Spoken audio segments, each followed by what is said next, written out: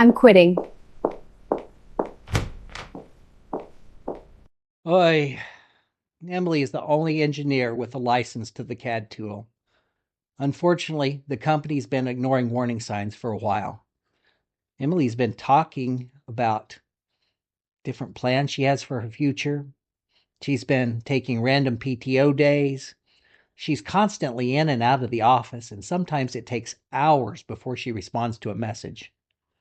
Everyone knew deep down inside that Emily was ready to quit, but nobody wanted to say it out loud, and the organization was not ready for her dramatic departure. In this video, we'll talk about how to identify vulnerabilities and predisposing conditions in your environment, and how to document them clearly in your risk register to meet CMMC expectations.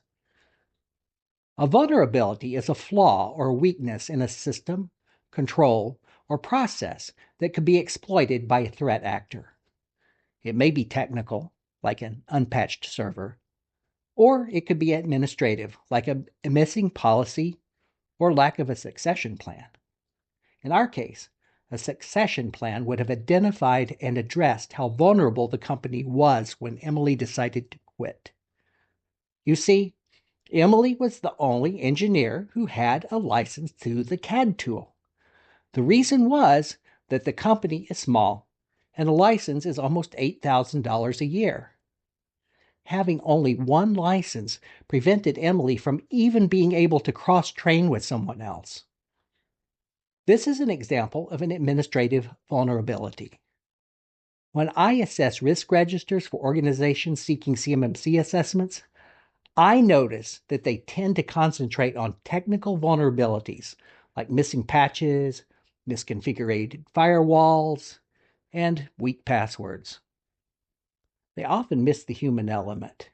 The human element is really the most vulnerable part of the organization. If you have a competent MSP, locking down sensitive information from a technical standpoint really isn't that hard. It's time-consuming, but it's not hard. The challenge is not the technical vulnerabilities. Let's talk about predisposing conditions for a second. Predisposing conditions are conditions that make a vulnerability more likely to be exploited by a threat actor. In this case, Emily. Predisposing conditions are factors that increase the likelihood that a vulnerability could be exploited.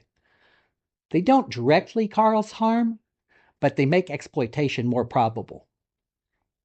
Okay, well, this is the 13th video in our series. Are you ready to start creating a risk register, incorporating all of the elements that we've talked about? I am.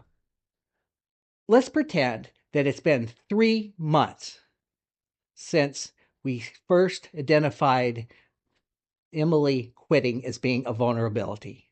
It's October the 1st, 2025, and we're just creating our risk register.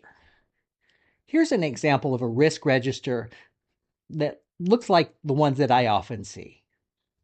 Again, assume it's October the 1st, 2025, about 3 months before Emily walked out. The risk description is that Emily is the only person who has access or a license to the CAD tool. And she could leave the company, and the company could have no access to the engineering drawings after that, and nobody to smoothly take over her position. The risk was identified by me, and at this point, I would rate the likelihood high. We don't have any immediate indication that Emily plans to resign on October the 15th. In fact, if we look back, the warning signs really started appearing only after the holidays. Of course, the reality is that every employee eventually leaves at some point. So while the timing is uncertain, the likelihood remains high. Impact? That's high. Losing access to engineering drawings and having no trained backup would significantly disrupt operations. Now let's talk about mitigation strategy. We're going to take administrative steps to limit the impact of this vulnerability.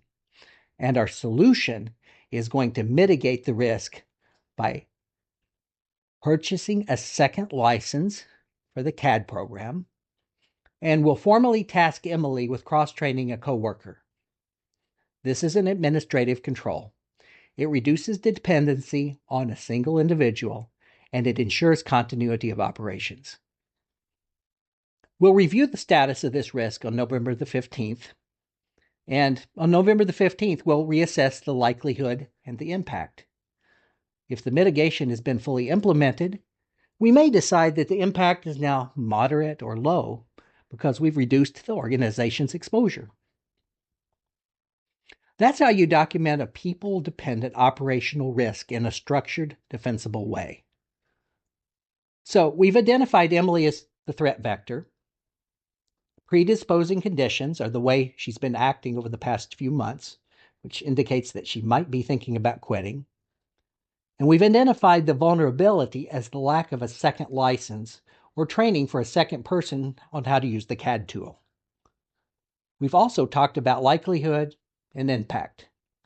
In the next video, we'll take this analysis a step further and we'll put some actual numbers to it.